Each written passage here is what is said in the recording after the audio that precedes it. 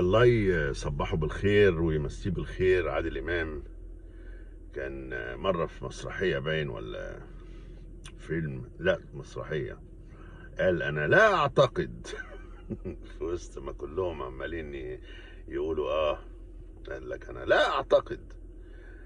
أنا بقى لا أعتقد إن الزمالك جاهز للبطولة العربية ولا مفروض إن هو يشترك فيها. أهي دي بقى يا فلان اللي هي تنسحب منها وانت بشرف، مش تنسحب قصاد الاهلي، تنسحب من الدورة العربية لانك مش جاهز. انت مش هتبقى جاهز الا بتغيير الادارة مش باللعيبة.